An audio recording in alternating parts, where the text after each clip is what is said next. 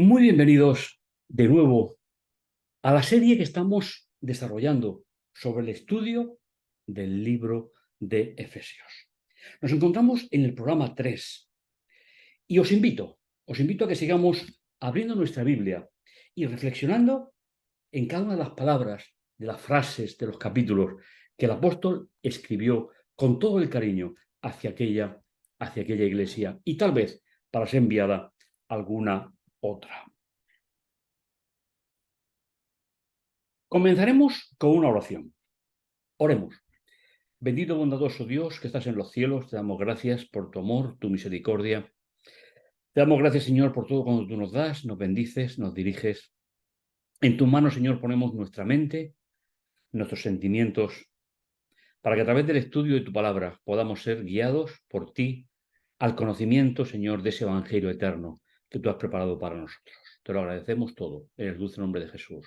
Amén.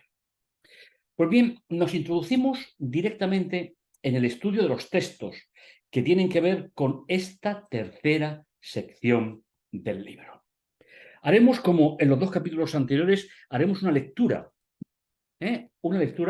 extraída de los textos originales para poder captar todas esas ideas particulares que el apóstol utilizó en su momento. El título del tercer tema es Relaciones y oración.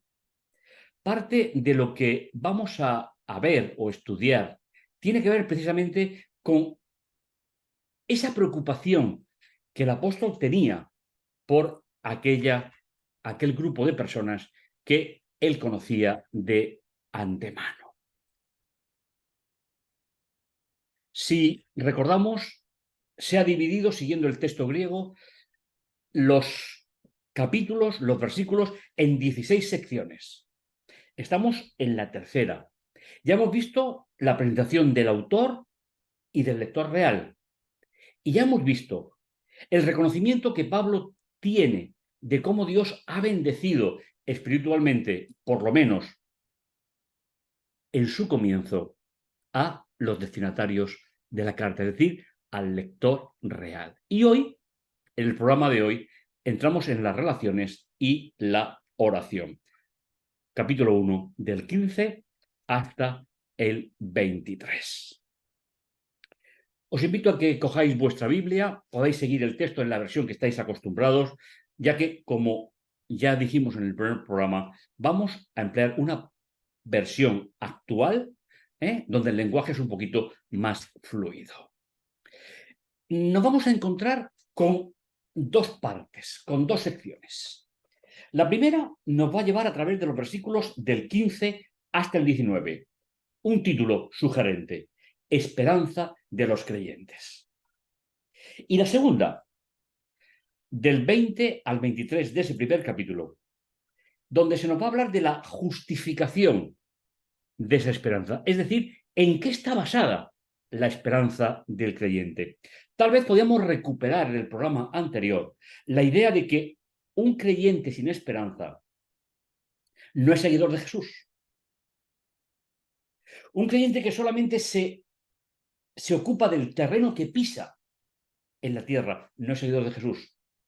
Porque Jesús se comprometió a preparar un lugar para nosotros y se comprometió a esperar. Y nos dijo toda una serie de señales que nos ayudarían a entender el paso del tiempo, tanto a través de Daniel, Apocalipsis, como en Mateo capítulo 24. El primer versículo que tenemos en el día de hoy es: por eso, habiendo oído de vuestra fe. Aquí tenemos uno de los primeros datos que nos van a ayudar a componer todo aquello que la carta no escribe, no menciona, pero que formaba parte de esa carta, de ese proceso de comunicación entre los creyentes y el apóstol Pablo. Habiendo oído de vuestra fe.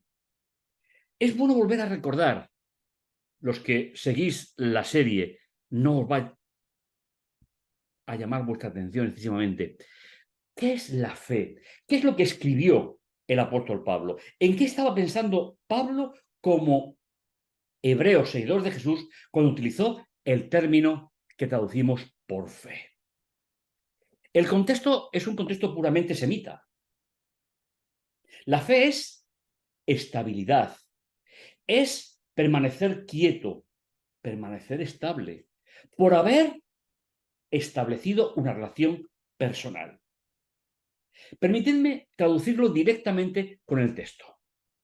Habiendo oído de vuestra estabilidad y por haber establecido una relación de dependencia en Jesús, de nuevo vuelve a aparecer esa preposición que nos lleva directamente al interior de algo, el Señor y el amor que tenéis entre vosotros. No será la primera vez que la Biblia utiliza en un mismo contexto la fe y el amor. Si la fe es una relación establecida con Jesús, el amor es una relación establecida de forma inteligente en este contexto con nuestros iguales. Parte del proyecto que Dios tiene para nosotros. Pablo no es desconocedor de lo que fue el comienzo de la Iglesia. Dijimos que había sido él el que había trabajado en favor de ellos. Conoce su relación con Dios y conoce el trato entre ellos. Pablo comienza los aspectos positivos. Será más adelante, cuando tenga que corregir algunos de los hechos o situaciones pertinentes de esa iglesia. Y como acabamos de comenzar, es uno de los primeros puntos fundamentales por lo que se escribe la carta. Es decir, habiendo oído de vuestra fe en Jesús y cómo os tratáis entre vosotros, más adelante entrarán en los aspectos negativos, aquellos que tienen que ser matizados, que tienen que ser de nuevo recordados en la vida de los creyentes. Os recuerdo en mis oraciones, sigue diciendo, y no me canso de dar gracias a Dios por vosotros. Aquí tenemos una doble intención. La oración, como todos sabemos, no es para mover el corazón de Dios, no es para mover las intenciones de Dios. La oración es hablar con Dios como si fuese un amigo, frase que todos conocéis. Expresar nuestros sentimientos de gratitud o de desconsuelo a Dios es una necesidad que yo tengo como creyente y que tal vez tú te hayas pensado también.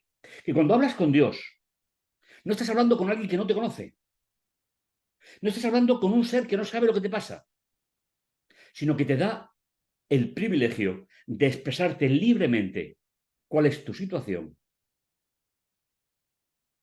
para que nos demos cuenta cada uno de nosotros cuál es esa situación, no para instruir a Dios sobre ella.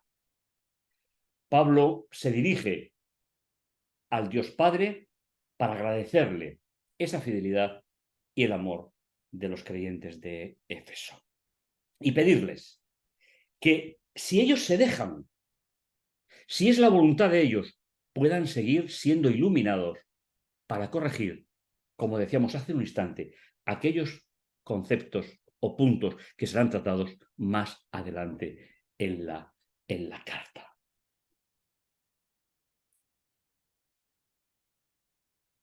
Y él sigue expresando un sentimiento. Leyendo esta primera parte de la carta nos damos cuenta el afecto cristiano, el afecto como seguidor de Jesús tiene Pablo por esa comunidad. Todos deberíamos de sentir el mismo gozo cuando nos interesamos por la situación de un hermano, de un grupo, de una comunidad e incluso por las instituciones de la Iglesia. Que el Dios de nuestro Señor Jesucristo, no vamos a volver a repetir en todos los capítulos, que cuando se expresa esa frase, estamos hablando al recuerdo y valor de lo que el Hijo de Dios hizo durante la encarnación. El Padre a quien pertenece la gloria, os otorgue un espíritu de sabiduría. Hemos dicho, comentábamos en un programa anterior, que la sabiduría bíblica es admirar a Dios, es que nuestra vida, el centro sea ese Dios maravilloso a través de Jesús. Admirar a Dios, dijo Job, es la sabiduría. Y apartarse del mal es la responsabilidad. La sabiduría a la cual se refiere el apóstol en un contexto fuera de Palestina, en el mundo griego, no se refiere al conocimiento humano, no se refiere a alcanzar los aspectos que no conocemos en la vida diaria a través de manifestaciones mentales en el ser humano, sino que, si os dais cuenta en este versículo, enlaza por una conjunción sabiduría y revelación. La sabiduría humana se encuentra en el pensamiento y en la investigación del ser humano, pero la sabiduría de Dios, para alabarlo, para glorificarlo, para ser parte de ese proyecto, tiene que venir por revelación. Es decir, que Dios está dispuesto a descorrer el velo, a hacer visible lo que por nuestro conocimiento e intelectualidad no es posible, sino que necesitamos que Dios nos lo muestre como un punto importante. No solo buscarla en el entorno humano, sino a través de lo que Dios nos ha revelado. Y además dice que os la haga conocer, que llene a través de esa revelación, a través de ese concepto de sabiduría, que llene los ojos de vuestro intelecto. ¿Sabéis? Para los que estaban escuchando esta carta, aquellos que provenían del mundo griego, que eran seguidores de Jesús, les tenía que recordar uno de los grandes cambios que hicieron en su vida. ¿Sabéis? Este punto sigue siendo de actualidad para todos los creyentes. Todavía intentamos buscar a Dios con situaciones como, por ejemplo, yo creo, yo siento, yo veo. Sin embargo, el apóstol dice que ese Dios y Padre ilumine a través de la revelación el intelecto humano. ¿Y con qué intención? La intención es para que tengamos un conocimiento, el cual es la esperanza a la que nos ha llamado. Es todo un lujo poder apreciar el sentido de los textos. Y exclama, qué inmensa es la gloria que ofrece en herencia a su pueblo. Ya hemos visto 2 veces la palabra herencia en el capítulo anterior. La espera, la revelación, la sabiduría están ligadas con la esperanza. Qué triste es encontrar a seguidores de Jesús que sienten, que no fundamentan su día a día en la esperanza. Pero si seguimos el proceso que Pablo está describiendo, revelación, sabiduría, todo aquello que Dios está dispuesto a darnos y que el apóstol le recuerda a los lectores reales que el Señor ya lo hizo el día que aceptaron seguirle. Nos llama a la esperanza. ¿Para qué? Para que disfrutemos de la gloria que ofrece en herencia a su pueblo. Aún no sabemos los problemas que había en la iglesia de Éfeso. Lo iremos viendo poco a poco. Pero sí sabemos lo convencido que estaba Pablo que vivir en la revelación y la sabiduría de Dios produce esperanza y produce el regalo de la gloria de Dios como herencia de su pueblo. Qué interesante, qué formidable. Es el poder que Dios despliega hacia nosotros, hacia los creyentes. ¿Creyentes en qué? Creyentes en la obra del Dios encarnado. Ese Dios que se hizo ser humano y que resolvió el problema del pecado de la humanidad. Ahora solo falta que resuelva el pecado tuyo individualmente y mío de forma individual.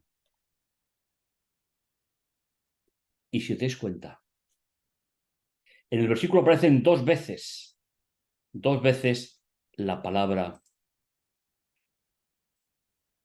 potencia, como el poder de Dios. Y qué formidable el poder de Dios que despliega en favor nuestro. Y que ese mismo poder es el que manifiesta la eficacia de lo que Dios revela a su pueblo. Y así pasamos a la siguiente parte. Justificación de la esperanza en Cristo, hacia el interior de la relación personal con Cristo. Él es el poder que Dios desplegó en Cristo al resucitarlo de los muertos y sentarlo en el cielo junto a Él. La muerte no pudo con Jesús. Jesús tenía que pasar por ella para que donde nosotros perdimos, Él ganara. Y no solamente eso, sino que la muerte y la resurrección y su vida en relación con el Padre le dio el poder sobre todo aquello que se había separado de Dios. Y aquí dice principado, potestad, autoridad, dominio. Y por encima de cualquier otro título que se aprecie según la voluntad de Dios. Cuando Jesús resucitó, aunque tenemos que seguir viviendo en este mundo y a veces veremos afectada nuestra vida diaria por intento de separarnos de Dios, no hay nada, incluido al ser maravilloso que dejó de serlo cuando se rebeló contra Dios en el cielo y sus seguidores, que no haya quedado bajo la autoridad del Hijo de Dios resucitado.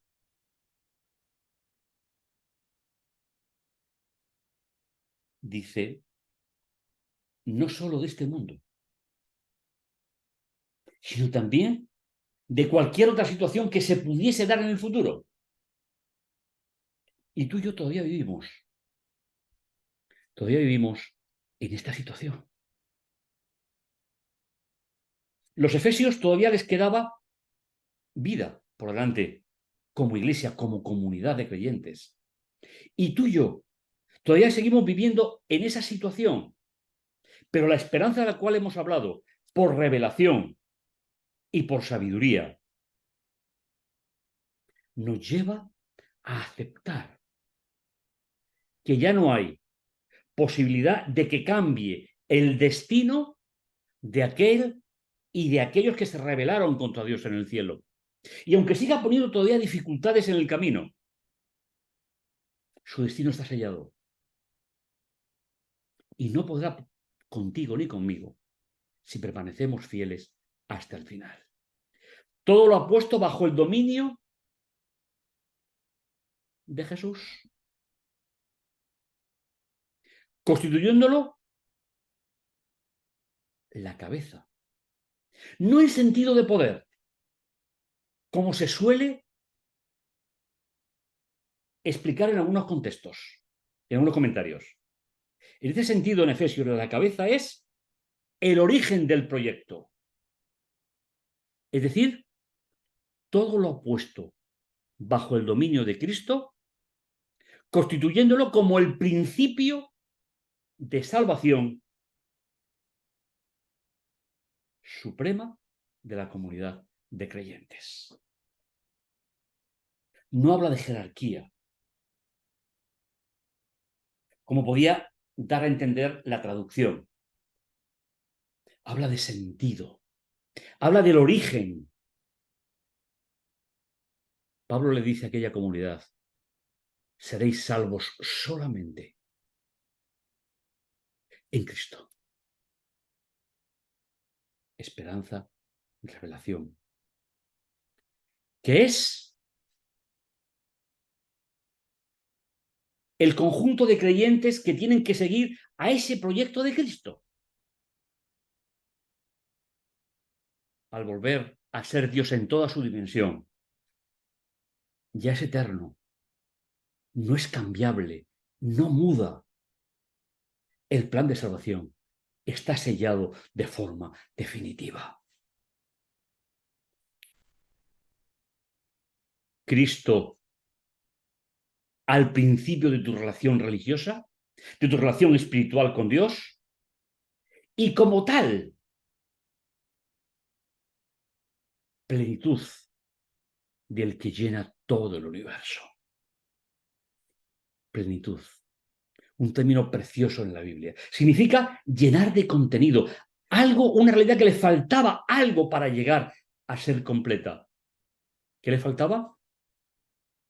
Le faltaba la salvación de la humanidad. Sin ella, el proyecto de salvación no estaba completo. Por eso, recuerda, Jesús es el ideólogo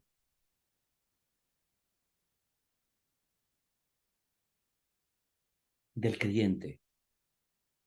Y el creyente es el conjunto de ellos, con el cual ha sido completado todo el proceso de salvación y se ha recuperado el orden completo en su tiempo y a través de la esperanza en el universo completo. Y tú eres llenado de contenido si permaneces fiel en la revelación que Dios tiene para tu vida y para la mía. Qué privilegio poder tener esta visión tan maravillosa y tan estupenda de quién es nuestro Dios. La vida de Jesús y el paso por la tierra es el exponente más impresionante de la revelación divina. Sin ella no tendrás esperanza. Sin ella no estarás seguro de tu salvación. Y yo te invito a que Jesús, ahora como Dios, siga siendo el objetivo tuyo y mío como comunidad de creyentes. El ideólogo, por decirlo de alguna manera, de la experiencia cristiana en la tierra. Y está dispuesto a llenar tu vida y la mía plenamente para que podamos alcanzar el proyecto de salvación. No te lo pierdas. Será un momento especial para vivir con Dios por toda la eternidad, donde la humanidad perdió la primera batalla. El Dios encarnado ganó esa batalla, sometió a los principados y potestades y está dispuesto a trabajar contigo cada día de tu vida. Que el Señor te bendiga y te guarde. Y nos encontramos en el siguiente tema, en el tema 4, que será seguir estudiando el capítulo 2 de Efesios. Nos encontramos, no te lo pierdas. Merecerá la pena poder seguir juntos. Que el Señor te bendiga y que el Señor te guarde hasta que regrese. Amén.